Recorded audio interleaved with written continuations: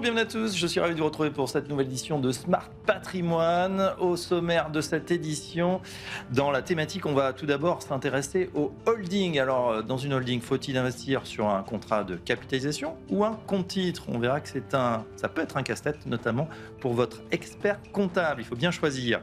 Dans les enjeux, on s'intéressera à l'allocation de rentrée. Pas évident en ce moment. Actions, obligations, que faut-il faire dans ce climat politique incertain? Qu'est-ce qui va changer? Qu'est-ce qu'il faut faire avant le 31 décembre? Et puis enfin, œil de l'expert ou de l'experte, on verra comment le livret A est en train de baisser. Alors, faut-il laisser son épargne sur le livret A? Et puis, qu'est-ce qu'on peut faire du côté de son plan d'épargne logement? Toutes les réponses, c'est dans Smart Patrimoine et c'est maintenant.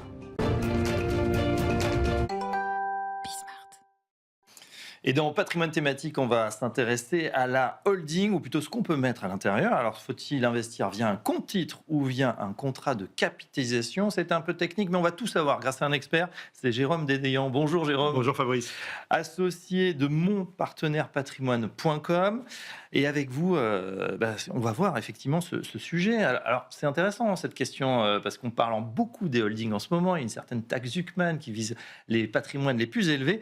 Là, on rentre vraiment dans le détail avec contrat de compte titre ou contrat de capitalisation. Comment on investit dans une holding au mieux, Jérôme? Alors, en fait, c'est vrai qu'une société holding, qu'elle soit animatrice ou qu'elle soit pour l'organisation des affaires patrimoniales d'une famille, cette société holding, elle a de l'investissement à réaliser. C'est de l'investissement qui vient du dividende qui est remonté par ses participations ou sa participation opérationnelle principale, Oui. par le produit de ses cessions et aussi par sa stratégie d'investissement de long terme dans différents types d'actifs, valeurs mobilières cotées, non cotées, private equity, œuvres d'art, etc. Et en fait, pour toute la partie qu'une holding consacre, de ces investissements qu'une holding consacre au cash, aux obligations, aux actions, dans une certaine mesure au private equity et à l'immobilier, on peut se poser la question de l'instrument qu'elle va utiliser, compte titre ordinaire ou contrat de capi. C'est ça la question du jour. Ouais, tout à fait. Alors, pour choisir, avant de rentrer dans le détail des avantages et inconvénients des deux solutions, souvent, il y a une idée reçue qui traîne sur le marché, qui est que une holding à l'impôt sur les sociétés utilise pour investir le contrat de capitalisation pour ses investissements de long terme, et qu'elle utilise le compte titre ordinaire pour le placement de sa trésorerie courante qu'elle souhaite garder liquide à très court terme, produits monétaires, etc. C'est le cas? Et moi, je pense que c'est n'importe quoi de voir le sujet comme celui-là. En fait, il y a deux questions fondamentales pour choisir entre ces deux instruments. Premièrement, est-ce que dans l'allocation d'actifs de ma holding à l'impôt sur les sociétés, j'ai envie ou j'ai une place pour une poche importante en titres vifs détenus en direct, que ce soit des actions cotées ou des obligations cotées. Et la deuxième chose, c'est est-ce que je suis prêt, dans ma logistique de gestion comptable, avec l'expert comptable de ma holding, d'assumer les conséquences de la plus grande complexité de gestion du compte titre. Alors, ça se complique justement. Est-ce que vous pouvez nous donner des explications sur chaque contrat? Pour aller droit au but. Le contrat de capi, il permet de tout faire. Si vous le prenez bien, c'est-à-dire que c'est comme un bon contrat d'assurance vie patrimonial, très haut de gamme, avec une infinité de supports. Finalement, vous avez tout à l'intérieur. Vous avez un fonds euro pour votre trésorerie courante. Vous pouvez acheter tout type d'OPCVM, tout type de produits immobiliers, SCI, SCPI, OPCI, vous connaissez ça par cœur. Des fonds de private equity quand la compagnie est suffisamment patrimoniale pour en avoir introduit, des fonds d'infrastructure, etc. C'est l'enveloppe la plus Voilà. large. Vous pouvez même avoir des titres vifs, c'est-à-dire des actions cotées en direct que vous pouvez acheter via ce contrat de capi. Donc, il peut tout faire. Il est un actif financier dont le rendement est taxé à l'impôt sur les sociétés. Il rentre dans les actifs de votre holding et quand il y a des plus-values, elles sont taxées à l'IS. Et il présente l'avantage d'une très grande simplicité logistique. C'est son principal atout. Il y a plusieurs options pour savoir comment vous payez l'impôt sur les produits de votre contrat de capitalisation, mais il y en a une qui est hyper simple. Vous prenez la valeur du contrat, la valeur de rachat du contrat de capitalisation à l'ouverture du bilan, de l'exercice de votre holding. Vous prenez sa valeur à la clôture, et vous payez l'IS au fil de l'eau sur la plus-value latente constituée par la différence entre ces deux sommes, ou évidemment l'imputation de la moins-value. Ça a le gros avantage que vous pouvez vraiment avoir une seule écriture comptable de calcul de l'impôt sur les sociétés que vous devez, quels que soient les arbitrages ou le nombre de transactions que vous avez fait dans votre contrat de capi tout au long de l'année. Donc simplicité, imposition annuelle à l'IS de la différence entre valeur à l'ouverture, valeur de rachat. Est-ce qu'il y a des défauts sur ce contrat? Alors oui, il y a deux défauts principaux. Premièrement, le contrat de capi, il est un peu plus cher que le compte titre ordinaire. En règle générale, pour payer le bilan de l'assureur, ses contraintes de fonds propres, ça coûte entre 80 centimes et 1% de frais de gestion tout mouillé par an sur l'épargne l'investissement que votre holding a dedans. Et puis, il requiert généralement un minimum d'investissement de l'ordre de 150 000 euros selon les compagnies, mais il faut 150 000 à 200 000 euros pour pouvoir l'ouvrir minimum à l'ouverture. C'est quand même une somme. Bon. Et puis, il permet pas du tout d'aller très loin si vous voulez investir en titre vif, parce qu'il vous donne généralement l'accès à un nombre très limité de grandes capitalisations cotées. Je ne parle même pas des obligations cotées, il y en a très peu, de grandes capitalisations cotées, que vous êtes très restreint en fait en termes de gestion en titre vif. Oui, alors au contraire, quand on a un compte titre ordinaire, là on a accès à toutes les actions en particulier. Oui, si vous choisissez le compte titre, vous avez accès à un univers d'investissement illimité, y compris en titre vif. Y compris dans les plus petits compartiments de la cote, sur tous les marchés, etc. Avec des frais un petit peu réduits. Et des frais réduits, c'est de l'ordre de grandeur, ça dépend évidemment des sommes que vous placez, des négos que vous avez, mais ça coûte entre 30 centimes et 0,60% de l'investissement par an. Mais il crée une grande complexité logistique, ce compte titre ordinaire, en termes comptables et fiscaux, puisque avec votre expert comptable, vous devez assumer que les plus et moins-values sont calculées ligne par ligne d'investissement dans votre compte titre et non pas au global comme sur un contrat de capi. Sur les OPCVM que vous détenez via ce compte titre, les plus et moins-values latentes, elles sont imposées chaque année à la clôture par rapport à la valeur d'ouverture. En revanche, sur les titres vifs, vous n'êtes imposé que quand il y a cession effective de ce titre sur la plus-value réelle. En revanche, vous devez quand même tenir les compteurs à jour pour pouvoir calculer cette plus-value le moment venu. Ouais, le casse-tête, là, l'expert comptable va s'arracher les cheveux. Alors, plus grande complexité donc du coup du compte titre. Et oui, et alors surtout quand je vous aurais dit que la plupart des logiciels d'expertise comptable qu'utilisent les experts comptables, en fait, ils sont incapables d'avaler toutes les positions et toutes les transactions sur le compte titre ordinaire, sauf à ce que vous leur remettiez un fichier détaillé du bon format, fait par le teneur du compte titre, qu'il faut pouvoir le demander et le faire produire quand vous choisissez le compte titre ordinaire pour que vous soyez certain que votre expert comptable passe bien toutes les transactions. C'est particulièrement vrai dans un cas sur lequel j'ai été personnellement redressé sur un mandat en titre vif sur un compte titre dans ma holding. Donc j'ai appris d'expérience. En fait, quand vous avez une valeur mobilière, un titre vif qui est acheté et vendu plusieurs fois dans l'année, si votre expert comptable n'a pas le fichier avec toutes les positions et tous les mouvements à intégrer dans son logiciel, il va mal calculer votre plus-value.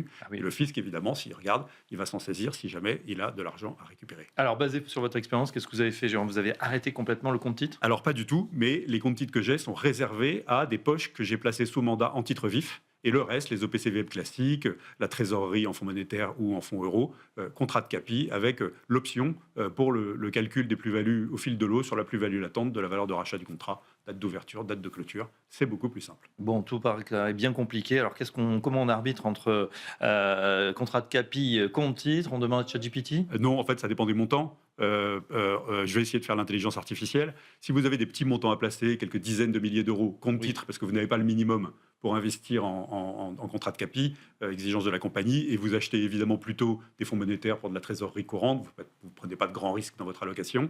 Si en revanche, vous êtes avec des montants qui sont compris entre un minimum de 150 000, 200 000 euros selon les compagnies, et on va dire jusqu'à 1 à 2 millions d'euros, le contrat de capi est quand même la solution la plus simple. Quand vous avez un patrimoine de votre holding à l'IS qui est très très significativement supérieur à 1 à 2 millions d'euros et que vous commencez à faire des poches et que vous voulez confier des mandats en titre vif, le compte titre pour cette partie-là. Et ben voilà, on en sait un petit peu plus sur ce match entre compte titre versus contrat de capitalisation pour l'investissement des holdings à l'impôt sur les sociétés. Merci Jérôme Dédéian, c'était très clair. Alors Jérôme parle extrêmement vite, heureusement, il y a le replay pour bien écouter et bien comprendre effectivement les enjeux. Jérôme Dédéian, je rappelle que vous êtes président de Mon Partenaire Patrimoine. À très bientôt. À bientôt, Jérôme. Fabrice. Dans un instant, la suite, c'est Enjeux Patrimoine.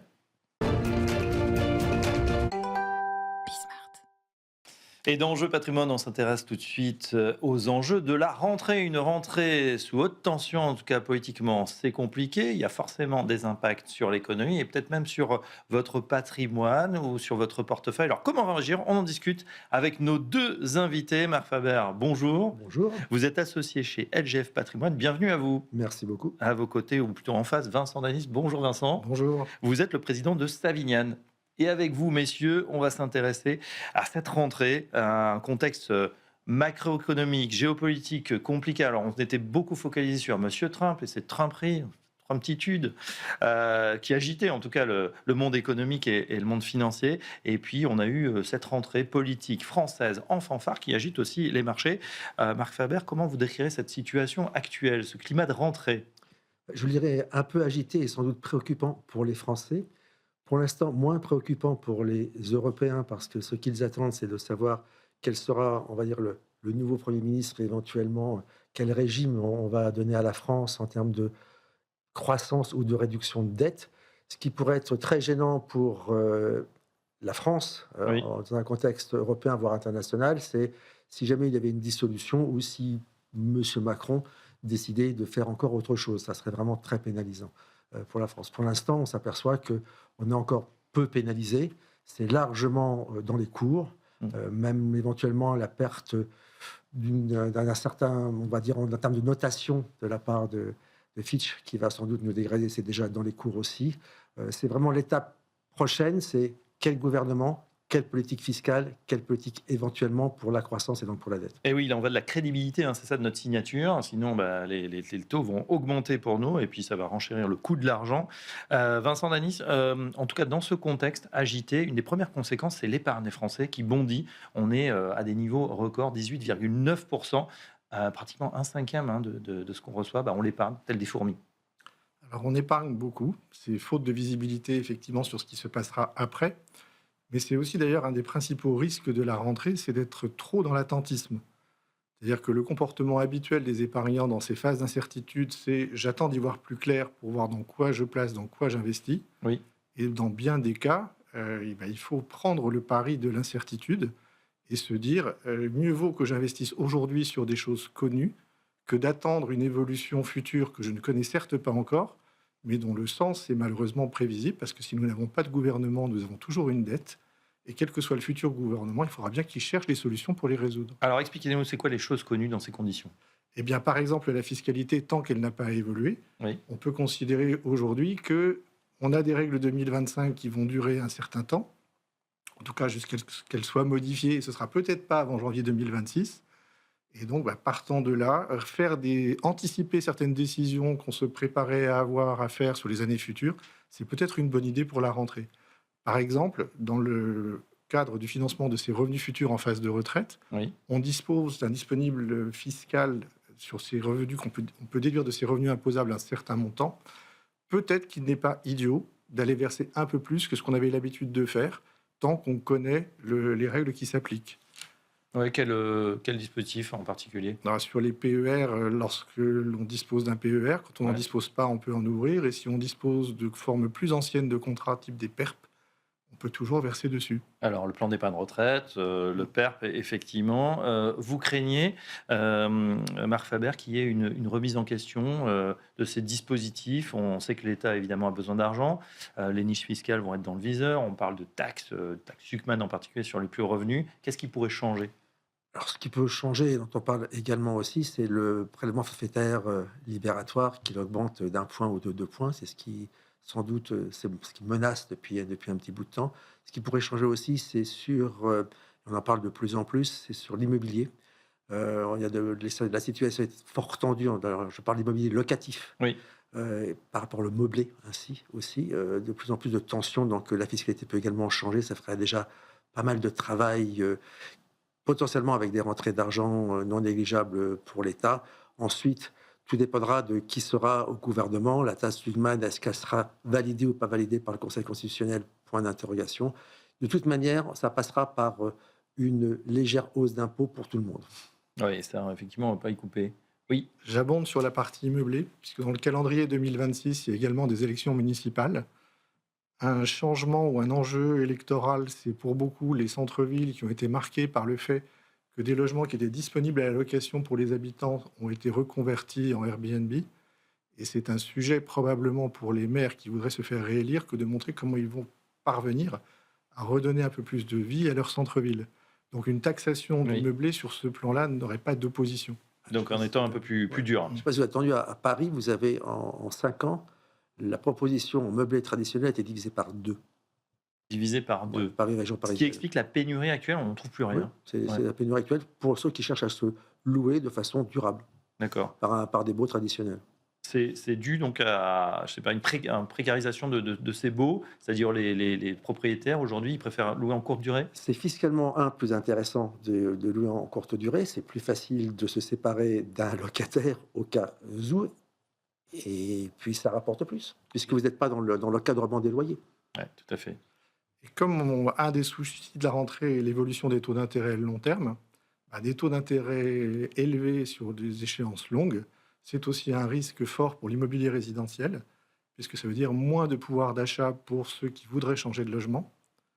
Et ça, c'est quelque chose qu'il va falloir intégrer très très vite. C'est dans les bonnes résolutions à prendre avant la fin de l'année, c'est pour les personnes qui ont des offres de prêt ou des projets immobiliers, les accélérer avant que les barèmes de taux n'aient été revus Ouais. chez les prêteurs et s'apprêter à faire le dos rond après, puisque des taux d'intérêt à moins de 4 pour un emprunteur, quand l'État français emprunte à 3,50, C'est que des bonnes. ça paraît très logique. C'est pas mal, effectivement. Et c'est vrai que c'est une énigme. Enfin, en tout cas, vu de l'extérieur, on se dit, bah tiens, la BCE a fait le boulot, elle a massivement baissé ses taux. On n'est plus effectivement à des taux extrêmement élevés. Et pourtant, de par notre situation actuelle, c'est vrai qu'on emprunte toujours très cher. Et donc, ces taux restent élevés, voire ils sont en train de En remonter. distinguant taux court et taux long. Ouais. Parce que la BCE a baissé les taux courts, mais les taux longs, on le voit bien par exemple sur la crise de l'immobilier de Ils bougent rendement pas. depuis 2 ans, on est toujours à 3,5 sur 10 ans et on n'en dément pas. Voilà, si vous permettez, il ne faut pas confondre taux court et taux long. Il faut bien voir que la BCE, les taux courts, c'est pour l'activité au quotidien, l'activité de prêt aux entreprises, et éventuellement, ça se répercute aussi sur le crédit à la consommation pour les particuliers.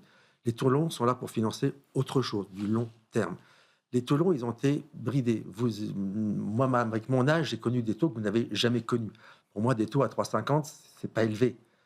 Certes, il y aurait plus de croissance, mais ça peut encore monter. 4,50 n'aurait rien d'aberrant s'il y avait de la croissance. C'est un autre débat. Mais aujourd'hui, il faut bien voir que pourquoi les taux sont élevés, c'est que, vous avez des grands emprunteurs, c'est l'Italie, Oui. la France, l'Espagne revient, et puis surtout, c'est que vous avez un nouveau venu sur le marché. Vous allez avoir l'Allemagne qui revient sur le marché.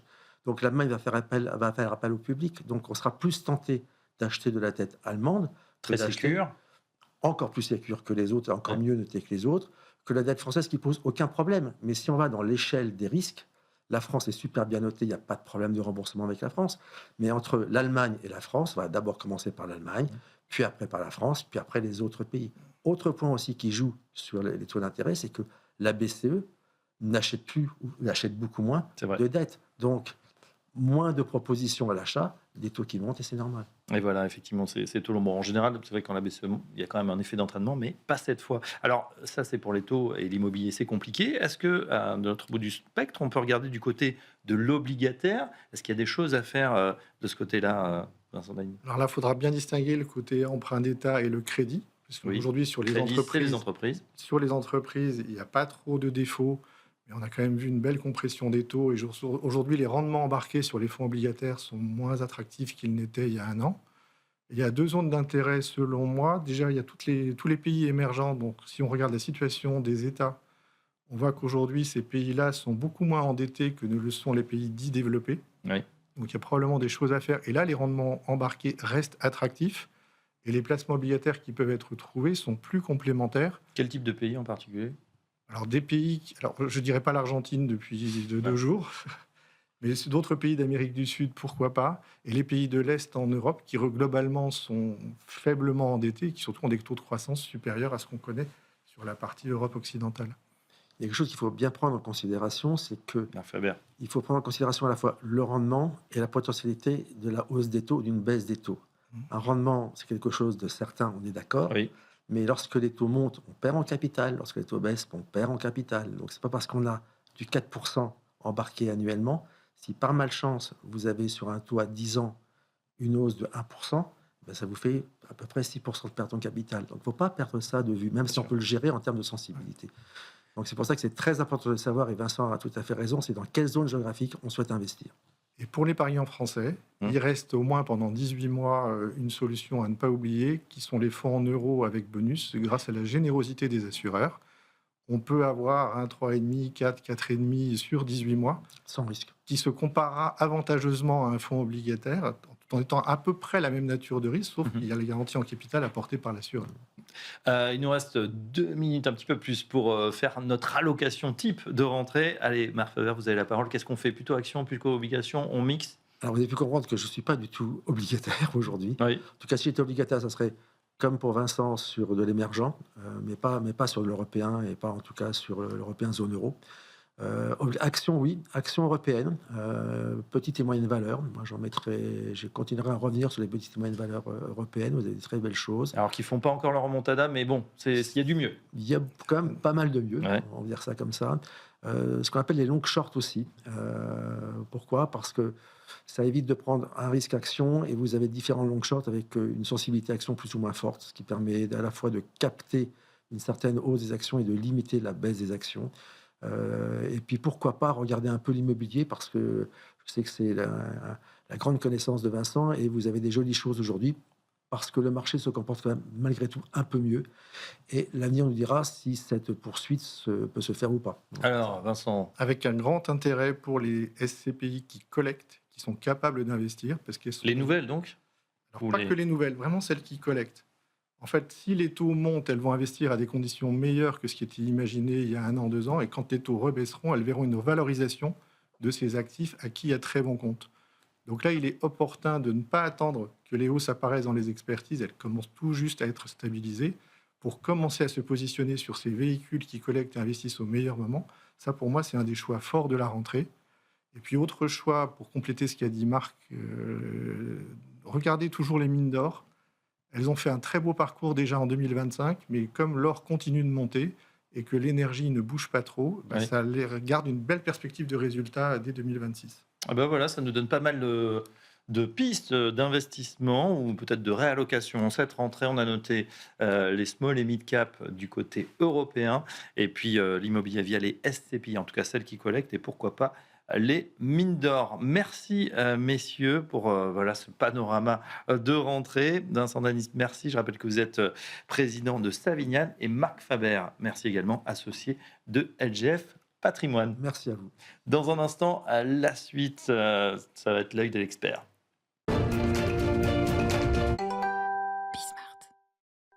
L'œil de l'expert, et ça va être une experte aujourd'hui qu'on accueille pour parler des baisses des taux des livrets bancaires, le livret A, mais aussi le plan d'épargne logement, le PEL. On est ravi d'accueillir Thaïs Castan. Thaïs, bonjour. Bonjour.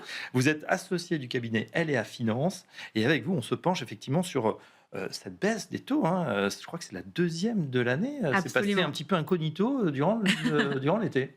Absolument. Alors aujourd'hui, on passe de 2,4 précisément sur les livrets A à 1,7, donc il y a quand même une baisse significative. Oui. Et donc ça impacte les épargnants comme vous et moi, parce que finalement, sur un livret A qui était au plafond, on perd 160 € par an de rendement. Donc c'est quand même un impact qui, au fil du temps, a son importance. Donc il y a un premier impact pour les épargnants, finalement, ce qui nous concerne aujourd'hui, c'est la perte de rentabilité, voilà ce que je viens de vous expliquer. Et puis au final, c'est la perte du rendement dans sa globalité, parce que là, on est à 1,7% de rendement, mais avec une inflation qui est aux alentours de 1%, finalement, le rendement net pour l'investisseur est de 0,7. 0,7, alors, c'est pas une plus-value, on va dire, c'est pas un rendement négatif pour l'investisseur. En revanche, Ça paye pas très bien. voilà, il perd pas en pouvoir d'achat. En revanche, pour valoriser le capital, c'est pas suffisant. Ouais. Thaïs, expliquez-nous pourquoi on assiste à cette baisse. Alors, il y a deux raisons. La première, c'est lié à l'inflation. D'une part, l'inflation aujourd'hui est stabilisée aux alentours de 0,98%. Et la deuxième raison qui, je dirais, fixe ce taux des livrets réglementés, en fait, pas seulement les livrets A, il y a aussi le LDD, enfin voilà. C'est le taux interbancaire. Donc, c'est le taux auquel les banques se prêtent l'argent. Et donc, on est aux alentours aujourd'hui de 2,44 pour les taux interbancaires, ce qui fixe, si vous voulez, un taux d'intérêt pour les livrets réglementés à 1,7. Ouais, c'est l'Ester dont on parle avec un euro devant. Alors, l'impact pour les épargnants, vous l'avez dit, perte de pouvoir d'achat, de pouvoir réel. Est-ce qu'il y a des effets positifs à avoir une baisse des livrets? Par qui ils sont utilisés? Alors oui, forcément, il y a un impact positif. Pas pour les épargnants, malheureusement, aujourd'hui, mais notamment pour le secteur des logements sociaux. C'est vrai que grâce à cette baisse des taux, ça va leur permettre d'emprunter plus et de construire davantage. Secteur qui n'était pas forcément avantagé ces 2-3 dernières années. Là, aujourd'hui, en fait, quand on regarde par rapport à l'année 2023, donc il y a 2 ans, si vous voulez, on remarque qu'il y a eu une augmentation, si vous voulez, des prêts réalisés dans ce secteur qui passe à 21 milliards d'euros, donc ça c'est en 2024, versus à peu près une dizaine de milliards d'euros en 2023. Ouais. Donc vous voyez, cette baisse des taux, ça a un impact positif sur le secteur réglementé. Ouais, il y aurait près de 1 milliard d'euros supplémentaires pour le logement social Ouais. en termes d'investissement, et ça, c'est quand même plutôt la bonne nouvelle. Voilà. C'est la Même bonne si nouvelle. nous, Il faut voir le verre particuliers, on à en moitié pâtit. plein. Il y a un autre sujet, c'est le plan d'épargne logement dont vous venez nous parler avec, c'est une surprise, hein, je viens de l'apprendre, une clôture automatique qui Ouais. interviendra en 2026. Alors, pas pour tous ceux, mais ceux qui arrivent à échéance. Exactement. Alors, ça veut dire que pour tous ceux qui ont ouvert un PEL au 1er mars 2011, Oui. ils se verront clôturer automatiquement leur PEL en 2026. Donc, ça, si vous voulez, ça va représenter, on va dire horizon 2030, cette nouvelle réglementation va représenter 93 milliards d'euros d'encours. C'est un tiers des PEL qui sont concernés par cette nouvelle réglementation. Ouais. Clôturer, ça veut dire, c'est pas perdu, évidemment, on vous rend vos sous. Non. Mais qu'est-ce qu'on va faire? Quelles sont les opportunités? Voilà, alors l'épargne et les intérêts ne sont pas perdus, ça va être transféré en fait sur un compte sur livret de la banque, évidemment. Ouais. Alors compte sur livret qui lui du coup est soumis donc à une fiscalité, donc à une fiscalité de 30% sur les intérêts, et intérêts qui sont moins importants quand même que les PEL de 1% Ouais. de rendement. Qu'est-ce qu'on peut faire de mieux pour son épargne? Voilà, alors c'est tout l'objectif, c'est de se dire comment anticiper ces nouvelles réglementations en cours. Il y a plusieurs choses à faire. Faut se rendre compte quand même que si on prend une assurance vie basique, un fonds en euros sur une assurance vie basique, standard, ça va entre 2 à 3% en fonction du contexte, en fonction des années, etc. Mais, Donc, assurance vie. voilà, on peut faire des placements financiers, assurance vie assez traditionnelle si on est un peu frileux. Après, on peut aller vers des placements financiers un peu plus personnalisés, un peu plus techniques, qui peuvent être des produits structurés, un investissement en private equity. Ça peut être aussi des investissements de fonds de dette privée. Voilà, il y a plein de choses possibles en fonction de son horizon d'investissement, de ses capacités et de son profil finalement. Après, il y a évidemment l'investissement en immobilier. Ouais, Voilà. Ça peut être un apport. Ça peut être un apport, ou alors même emprunter. Alors, est-ce qu'on le fait en cash? Est-ce qu'on le fait à crédit? Est-ce qu'on le fait en pleine propriété, en nue propriété, en usufruit? Est-ce qu'on va vers l'immobilier traditionnel, l'immobilier professionnel? Il y a plein d'options possibles, mais se dire, voilà, est-ce que ce ne serait pas justement une nouvelle fenêtre de tir pour utiliser le levier du crédit? Voilà, et puis il ne faut pas oublier le plan d'épargne retraite aussi qui peut être intéressant. En tout cas, notez le plan Tout à d'épargne fait. logement clôturé automatiquement s'il a plus de 15 ans en 2026. Absolument. Merci Thaïs Merci à Castan. vous. Je rappelle que vous êtes associé cabinet L&A Finance pour ces éclairages donc sur ces livrets bancaires. Smart Patrimoine, on arrive au terme de cette édition. Merci de l'avoir suivi. On se retrouve très prochainement pour une nouvelle édition. À très bientôt.